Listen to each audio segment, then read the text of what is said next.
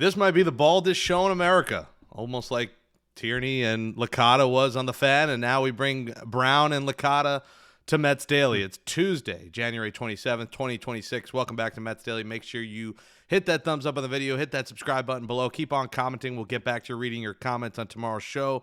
We see you guys yesterday, big day for the channel, and we continue to grow over 3,600 subscribers. Thank you so much for your support. Sal and I go back to, well, we've known each other in the industry a while, but we did a show called Big Apple Buckets with the Post together, a Nick show with the Junkyard Dog. Sal, we got good memories over the years, and we're both diehard Met fans, and we're glad to have you on the program for the first time. Yeah, appreciate you having me. I loved doing that podcast. It was the beginning of the Knicks run with Tibbs. It gave me a reason to really lock in and be excited about the team. And then obviously they played far better than we could have ever thought. So that was a fun opportunity that I appreciate with the Post, with you in the Post right there. And it was fond memories that I have looking back doing that podcast. Yeah, and listen, JYD definitely had some stories. He was maybe the most obscure former Knick find I could have gotten for that show. But when you're working in a certain budget, folks, you wonder why you get certain names and you don't get certain names. And sometimes the budget's too tight to go after a $3,000 an episode Charles Oakley. So we went with JYD. And you can check out Sal's new show, The Sal LICATA Show. You know, easily named there. It took a lot of work on that one. You know, my old show was the Jake Brown Show, so I get it. You know, sometimes we got good names for shows. You got to use them. Check that out on YouTube. Sal is still on SNY as well. We'll talk later about the Fan and all that, but let's get right into the Mets. People come here for Mets talk. Let's talk Mets. You know, I'm similar to you where I believed in Stearns. You know, I believed that this team was going to get it right, and move on from the core was the absolute must-need move for this team. You always are saying King Cohen. I agree. I mean, me and you hear it on the radio. I hear it on this show with the comments. We see it on social media all the time. You know, he only got his casino. Now he doesn't care about the team. And Stearns is cheap and stingy. And it's cheap and stingy. The payroll is nearly $400 million. And now the Mets are lined up where they're looking for finishing touches and not major moves. And that's a good position to be here in the end of January. Yeah, I mean, I don't know what Met fans. Sometimes I just feel like it's negative to be negative. Now, the results are a different story. You want to bitch and complain about the results, go ahead, because the results have not been there. They've been nowhere near good enough. The idea was supposed to be sustained success, and they haven't had that. They haven't had basically any success. Even the 2022 year, they won 101 games. They failed miserably at the end of the year and then in the postseason. 2024, even though they went on the run in the postseason, it was a mess trying to get in. They barely make the playoffs. So it really hasn't been the level of success that I expect, you expect, or certainly Steve Cohen expects. But to doubt that he was going to put the pieces in place to go out there and make a run, like you can't question the effort from Steve Cohen. And that was the biggest thing that Met fans complained about for years, was the lack of care or prioritizing winning from ownership. Well, now they have that with a guy who spends as much as anybody else in the game, to the point where he only gets beat by one team, and that's the Dodgers. Everybody else he has beaten, the Phillies, the Yankees, you name it. If he wants a player, he's gotten him outside of the Yankees. So that's where, to me, it was just a little off. You could criticize whether you like some of the moves or not, or whether they're going to pan out or the results. You can't question the intentions of Steve Cohen, and that's what many Met fans were doing. It just didn't make any sense. You know, me and you got a lot of heat back in, what was it, 2023, for when you and Brand, or I guess more you, about the toxic clubhouse with the Mets with Pete Alonso. And I think, I mean, you heard every name in the books. I mean, you had to block. I'm sure you blocked a ton of people. You got the heat. And I remember we had a conversation after that, and I've said this on this show. I've said Pete was a problem, and it wasn't. We're not saying he caused chaos in the clubhouse, but I was told, and I've said on here, egomaniac, was not liked by all teammates, thought he ran the entire team. And I think you were seeing a lot of issues come to light. I think a lot of, my old employer wants to post to the chilling relationship between Soto and Lindor, and just because they have differences. But the guys they got rid of, it's more than just contracts and what they were going to pay them and his defense. It was a personality thing in that clubhouse, and why the Mets moved on. And, I remember telling you, I was like, bro, you're right. You were getting heat then, but I knew you were right because I heard it from somebody who had ties that there were issues there, and you never heard the end of it. But I think you're seeing it come to light. And, an interesting quote came out from a story back in DeGrom when DeGrom was on the Mets, and from a on SI story. He said, after a string of interviews during Alonso's Rookie of the Year season, DeGrom turned to a kid and said, "It's the New York Mets, not the New York Pete's." And I found that quote intriguing because I was told and I felt, and you I guess heard similar things, that was an issue. And I think for the people still crying about Pete today, months later after he's a Baltimore Oriole, it goes beyond just, the run production and, the run prevention and all that with Pete. I do think the personality shift that this team has made this offseason could be the best thing for the future of this franchise. Yeah, and I don't think Pete's a bad person. I mean, I don't know him personally. I stand by what I said at the time because I heard it from, I heard that. So it's not just me making shit up, which is what I found offensive that people would do that. But people aren't going to believe they don't want to believe it. They don't want to believe that Stearns could let Pete go because Stearns must be a moron.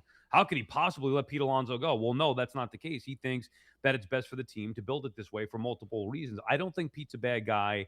And if I could take one thing back, it would be the use of the word toxic and the way that fan at the time sensationalized what I said. I never said that Pete was toxic. I said that they had a toxic clubhouse, which I stand by, but using that word maybe was not the best words to use. After I said that, it came out where there was issues with Scherzer and Verlander, the clubhouse overall. Regardless of where you stand on Pete, and I wanted Pete back based on his production, but I also know that they needed to take a blowtorch to the core. And he did that. And it's not easy to do for David Stearns, but I'm glad that he did that. For whatever reasons you want to drum up, it just wasn't working. Pete, Lindor, Alonso, the whole McNeil, the whole core of that team was not working for many years. And now it's a totally different core. And I'm excited about it. Also, we'll see where the results will be. It's not going to be the same having that power, not having that power bat in there with Pete Alonso, but I think it's going to be better, deeper, more balanced, and just a better brand of overall baseball with this new look lineup.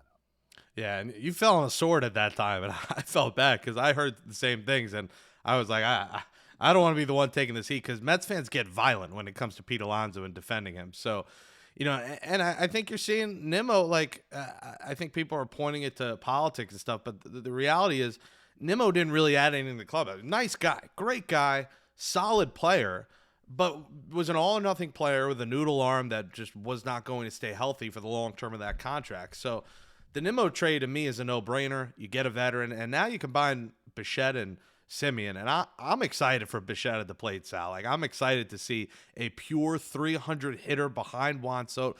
The amount of RBI chances he's going to get behind those two guys. He had 80 RBIs running in scoring position last year. He's been one of the best hitter in baseball with running in scoring position. Talk about clutch hitting behind two future Hall of Famers, and maybe it's only for 1 year, and the Mets could cross that bridge when they come to it in the offseason if he opts out. But that's going to be a thrill to watch just a professional hitter. And Pete hit a bunch of homers behind him, but was never a 300 hitter. Now you got a 300 hitter, which I know average is a little bit overrated in today's game, but we still like to see a 300 hitter because they don't exist anymore. That's going to be fun to watch.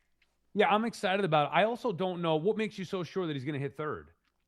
Well, who else is in there? Well, I mean, why not have Soto hit third? So who's leading off? Or maybe, you could have Lindor lead off, or move Lindor down if you want. I don't like the idea. Now I don't know what he's going to do. Maybe you're right, but I think we're all just assuming that. I don't like the idea of Lindor Soto back to back. I said that last year. I would change that. So if you're going to change that, maybe the way to do it is Lindor, Bichette, Soto, and have if Bichette's going to get on base and hit 300, now you have Soto coming up to a spot where you kind of have to pitch to him. So we always talk about the protection behind him, but same thing with Aaron Judge and the Yankees. Who's going to hit behind him? Yeah, but if the guys on in front of him do their job and get on base, now you're forced to pitch to the big boys. So I'm not so sure that Bichette. I don't know. I'm just throwing it out there. But yes, either way, his bat, a different type bat, a guy who's going to work the pitcher, not just have empty at bats, the ton of strikeouts, the double plays. He's going to hit for 300 average. He may not hit the home runs, but a double in the gap. I mean, if he hits 50 doubles, which he could do, he had, I think, 44 a year ago when he didn't even play the full season, and he wasn't on the lineup with Soto. 50 doubles, you take that every time, either in front or behind Soto. So I love that bat, and I think it gets overlooked just because of the lack of power that Pete had in comparison. You know, is the perfect guy to split up Lindor and Soto, who the Mets, people we put $1 in the jar every time I mention his name because I mention his name every day on here, Sal. And the perfect player to hit between them is in Tampa Bay right now, and his name is Mr. Yandy Diaz. Like, you talk about Lindor, Yandy, Soto, Bichette, and the Mets are right there as a championship contender. Like, that is the final piece to this puzzle. I was told on Friday from someone that the Mets are still looking for teams that are shedding contracts and a pitcher and, trying to make a final deal work with someone. Well, the Rays are a team that have traded low and low. They've got rid of 2 veterans on short-term deals. Yandy Diaz is on a 1-year deal with a second-year option left. Right now he is their DH. They have Jonathan Aranda at first. Mark Vientos and a pitcher for Yandy Diaz just makes far too much sense to me, where they can slot Vientos for the long term for free in Tampa in that ballpark, where Vientos, I think, could be a 30-homer guy for the Rays. Give him Vientos and Wenninger for Yandy Diaz, or Vientos Peterson, and you get yourself your right-handed bat. And then you talk Lindor, you get a righty in Yandy, a lefty in Soto, a righty in Bichette, a switch hitter in Polanco. And that 1 through 4, 1 through 5, you're cooking with gas. Yeah, I don't think now maybe that's a move that they can make in season. I don't believe the Mets are going to make a significant move to their lineup going into the season at this point. I would be surprised also if they added a high-end starting pitcher. I think the big moves for the Mets are pretty much done.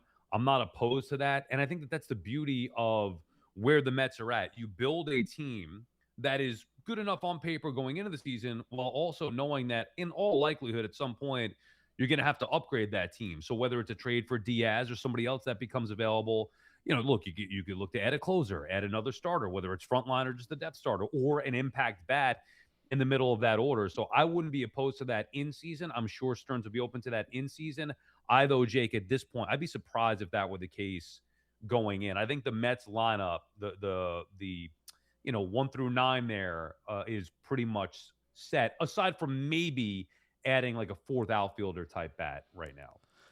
Yeah, we'll see. I mean, I think you try and get the full year of Yandy with that second-year option. It makes a lot of sense. That's the name I keep. Only because he's $12 million. Like, he's not a significant ad in terms of financially.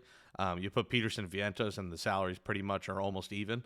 So we'll see what ends up happening. I do think one more bat would really solidify this lineup. This team's putting a lot of stock in Carson Bench. This team is really relying that Carson Bench works out. Now, minimal time in AAA, did not hit well in AAA. Now, that doesn't mean the world. Guys are just built for the majors sometimes. But they're putting a lot of stock in him coming up here and being something. They're putting stock in him and Tyrone Taylor combo potentially being something. Or Brett Beatty in left field, which I think to me is more the reality for opening day if this team stands pat. How do you see that last outfield spot playing out? Do you see Benj making the opening day roster? I hope he takes it. I like the fact that he's going to have an opportunity. I think it's always scary. See, I think the Mets have a perfect balance right now. Soto's locked in right. Robert is locked in at center. You look around the diamond in the infield, they're all set there. Whereas last year, it's like, oh, well, Beatty or Vientos or Mauricio at third and second base wasn't as good. I like the fact that they have known commodities, proven guys all over the place. Simeon's playing second.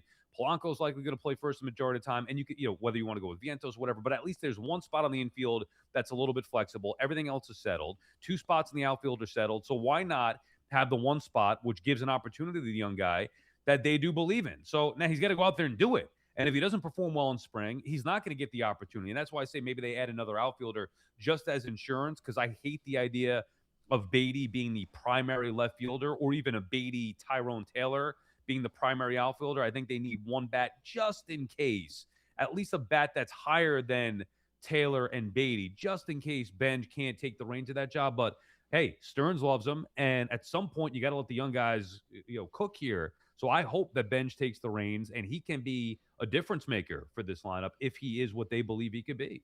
Yeah, name I mentioned on yesterday's show that also seems to make too much sense. If the Mets don't want to trade for Yandy Diaz, how about you just sign Miguel Andujar to a 1-year, $6 million deal? Miguel Andujar is a guy that plays left field. He plays corner infield. He's coming off a year where he probably the second best year of his career after that, big year he had with the Yankees early in his career. But in terms of a part-time player, Miguel Andujar is just a pure hitter and plays around the diamond and fits your versatility model. How do you like the 1 year deal for Miguel Andujar right now? I mean, I think that those are. I mean, whatever, it's fine. I like the idea better of who was it, Austin Hayes, that there was rumors about him being a guy. I just I don't know. Something about Andujar where I don't trust him to be a legit guy. Either way, I don't think that those are significant moves, but I'm fine with it. If they signed Andujar to a 1 year deal as insurance for Benj, I'm fine with it. I don't think it's going to be significant. I do believe Benj will be okay. So I'm not as worried about it, but I do think they should get some insurance. You think Andujar is going to be a difference maker one way or another, or even Hayes to that point? Are they going to be a difference maker one way or another? No, but it raises the floor in the event that Benj just can't cut at the big league level. The Mets had a lot of doom or gloom players, a lot of strikeouts. Like they're bringing in a guy like Andujar, Yandy Diaz. Those are guys that strike out under 100 times a year. Those are guys that put the ball in play. Bo Bichette puts the ball in play. Situational hitting was at a rock bottom for the Mets in 2025. The amount of times Yeah. they left a runner at third with under 2 outs is astronomical. I mean, you win that game against Cleveland where they don't send Tyrone Taylor home. You win that last game versus the Nationals at home that you should have won. Like there were endless examples of this team failing in the clutch, and I think those are the kind of players that will help them. And those kind of like, yes, fringe roster players, but guys that could hit you 290, 300 and not strike out and put the ball in play, I think is going to be important. I like this rotation, man. I think there's a lot of people criticizing them. I thought Peralta was an obvious need. They got that done.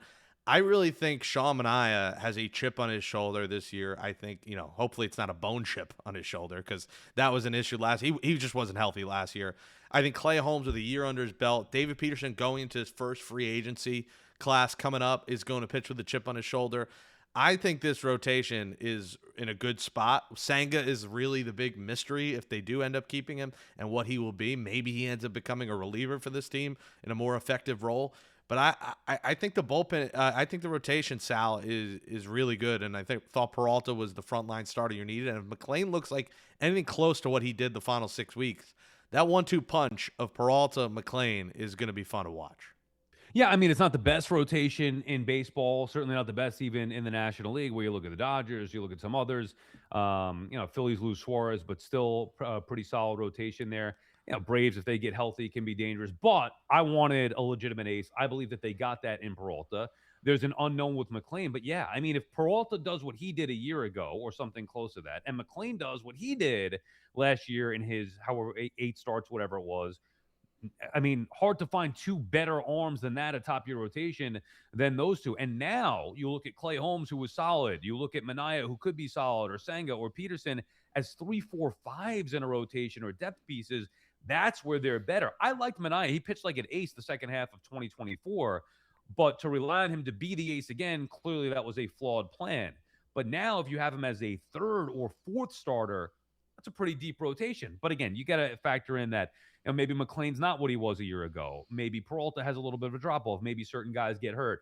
They do have depth and they have high ceiling, much more than they had a year ago with the addition of both Peralta and now McLean to the full-time spot. Not to mention Tong in the minor league. So I think that there's a lot to like about the Mets rotation going into the season. Much better than a year ago on paper, where I don't think anybody liked that rotation outside of David Stearns.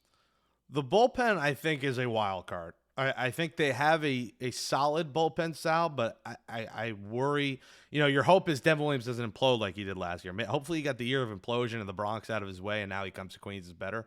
I think Diaz is the one piece of the core that I will miss, I will say, but he was erratic. We can't act like Edwin Diaz was this perfect closer. Like every great year he had, he followed it with an okay year. So I think the Mets, Stearns is the king of, he was not great last year. He's going to come to us and be good. And that's what they're hoping for Devin Williams, whose career track record is, said he's one of the best relievers in the sport outside of last year. So what's your thoughts on this bullpen? I think if we talk about who they're going to add, we know they just added Craig Kimbrell, and if he makes the team, it's $2.5 million. That's a good low risk, potential high reward piece. I still think that's probably one of the final pieces of the offseason is adding like a seventh inning guy. But I also think the Mets are either going to push one of these starters into the bullpen like a Sanger or Peterson. And I think Dylan Ross is going to make the opening day team and have an impact for this team. And that's going to be their other middle reliever. And I think Tobias Myers, don't overlook him as a Swiss Army knife, middle reliever, long man, spot starter for this team that costs you financially nothing. But that's the one piece of this team I'm a little bit like, they could be great, but they could also implode. I think it's deeper than it was a year ago going into the year. Also, bullpens to me is the last thing that I would build. who the hell knows how it's going to look in season? So on paper going in, it can be loaded, and then guys start falling apart. Guys are underachieving. Bullpens are so volatile and fickle year to year with the reliever's performance that that's something that you could easily upgrade in season. They tried to do it a year ago. They basically did overhaul a bullpen a year ago. Just turned out Helsley couldn't get anybody out, so they picked the wrong guy. It was the right idea. I would bet that before all is said and done, whenever it may be, ahead of the deadline, ahead of the season, early in the season, the Mets will add a legitimate dominant bullpen arm. One more. I don't think they're looking for just like a sixth or seventh inning guy. I'm talking about somebody that could come in and maybe supplant Devin Williams as the closer and push everybody else back down. So I fully believe that that's going to happen. I just don't know when that's going to happen. And by the way, maybe they don't need it. Maybe they start the year off and Williams looks like he does in Milwaukee, which I'm expecting a bounce back year for him. They have depth in that bullpen behind him with the guys that they brought in, whether it's Luke Weaver, you got Brooks Raley back. So I mean, they have some arms in the pen. I think it's a deeper pen. The one flaw to me of this offseason was letting Diaz go. That was a mistake. They screwed it up. They know it. They would admit that. That should not have happened. They wanted to move on from Nimmo, wanted to move on from Pete. They did not want to move on from Diaz. And to let him go to the Dodgers was a huge mistake. But I don't, it's not something that I think can cripple them. I think they could overcome that with the right move, which I still think they can make, just might happen in season. I also think him and his family wanted to go to LA. Look, he got his new smile. He got like new teeth the other day. He's got that Hollywood smile on Diaz. The trumpets in LA. It's gonna be euphoric. I was just more so mad that he went to LA. Like I would have been pretty fine if he went to any other team, even like someone in the NL East. But to go to the Dodgers, that one hurt. But yeah, that's also a move you can do at the deadline. The Mets just did that. They got two Well, elite relievers but at the Jake, deadline. think about it with the Dodgers. They loaded up with Tanner Scott, Blake Treinen. How'd that work out? So and who was closing out the games? Yamamoto was. So you just don't know. Like on paper, how Diaz, how are you ever going to beat him? Well, they said the same thing. Like the Dodgers thought they had two dominant relievers a year ago, and that didn't work out. So there's no guarantee that it's going to work out even with Diaz. Now they're loaded and they have extreme depth, as you saw. I mean, they're back-to-back champions, but I wouldn't look at that move as be like, oh, well, now they can't be beat with Edwin Diaz, who, by the way, is unproven in the postseason. So we need to see. I need to see a lot more of Edwin Diaz before I just believe that the Dodgers are going to win a World Series because they added him. I mean, yeah, we also just can't compare to the Dodgers. I call them the Avengers. They're the Avengers. They're an impossible team to compare any roster to. It's a roster unheard of with $2.2 billion plus committed to it. It's just it's why there's going to be likely a lockout. Them and teams like the Pirates not spending enough, and the Marlins and those bottom barrel teams. The SAL LICATA show. Now you've entered the world of listen. Radio will never die. You could say it's dying. Like it is a medium where it's not where you can make the most money anymore. The streaming world is where people are making more money. It's where a lot of people are going. You went to YouTube streaming. Brandon Tierney did the same thing. You guys do some stuff together. You just did a show at a venue with Aaron Boone last week. So there is money to be made and a career to be made in this online world. As much as people will rip it, I do think it is oversaturated. But I think we're seeing the times change when it comes to radio, Sal. And you saw, obviously the hard way. What has that transition been like? Both, what you're doing and mentally, physically, emotionally, how's that been going? Yeah, I mean, I'm excited about taking control of my destiny into my own hands. Obviously, I love radio. I don't think radio is dying. I would have stayed at radio had I had a legitimate option to stay at radio. I think that you have to weigh the different options that you have versus what is out there now. Going on your own is very appealing. You could do your own thing at your own leisure and take things into your own hands where it's not, okay, well, yeah, I'll produce the content and you guys all sell it and I'll do 4 hours of content on your time whenever you want. You pay me a salary, but then you all sell it. Or do it on my own time and I take everything into my own hands. So I think that's what content creators now do. To your point, there's so many of them that have paved the way. It was something that I was afraid to maybe do initially 5, 10 years ago. I would never even think to do it.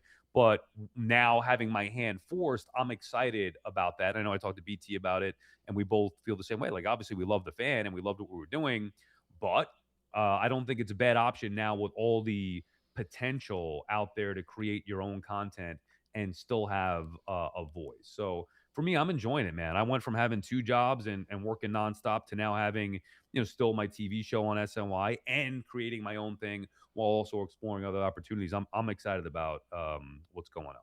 And how was kind of that last month? Obviously, you were dealing with family stuff as well, and then the fan exit. Um, was that one of the more difficult periods of your career? I think the last 2 weeks of doing the show, when we knew that it was officially over and the news was out there, trying to navigate doing those shows for the people who were listening, they don't care about what we're going. I mean, I know some do, but like overall, you want to hear sports talk and you want to. So we have a job to do. We got to produce 4 hours of content, whether the show's coming back or not. Our job is to do it. So to do those shows under those circumstances was a challenge. And it's something that I'm most proud of with both BT and I getting through those final 2 weeks, finishing strong, the emotional connection that was there with the fans as well, with the listeners. It's wild to think about. But because of all that news, like we became more popular than we were before after all that stuff went down. So those last 2 weeks, I mean, the last year easy knowing that that was looming, or 6 months or whatever it was. Maybe not the easiest or best environments, but I think really specifically those last 2 weeks were challenging, but we handled it very well, and it's something I'm proud of. When did you know? Like when were you like, you know, Carton's coming and this is gonna I knew change? he was coming back the day he left. Yeah. Like, I think that if you weren't uh, did anybody, like, think that the TV show was gonna be a great success and he would never come back? I didn't. I knew that he was coming back to radio. Not that I thought that the TV show would fail, but I just believed that it was inevitable that he would be coming back. So, I always knew he was coming back. I just the one thing that I didn't factor in is that no matter how good I was, no matter how well I performed as an individual, or we, BT and I, performed as a team, it wasn't going to matter if Craig came back. So I just always assumed he'd come back, but it wasn't going to be for me. And obviously he came back, and there wasn't a spot for either BT or me. In New York, you face the critics as much or more than anyone. There's people, oh, you baldy, and I hate the bald shaming because bald is beautiful. You have a great shiny bald head. I honestly have never seen that. Like, I don't read the comment. I know that there's some negative people online, but the bald stuff, like, that's all you got. Who gives a shit about that? Why? Like, I that's the agree. best I you mean, can do. listen, The Rock is the sexiest man alive, and he's bald. Yeah. Vin Diesel, like our doppelganger. Come on. Yeah. So you don't. I was gonna ask, like, facing the critics, you don't read any tweets or comments you get. No, I think that when I was first coming up, I would read them more. And then once I got on the middays and there was just a level of toxicity, I needed to start to get away from that because it wasn't good for my mental health and my mindset. And early on in the midday show, I was maybe taking some of that frustration out, like some of the negative comments out during the show or with callers.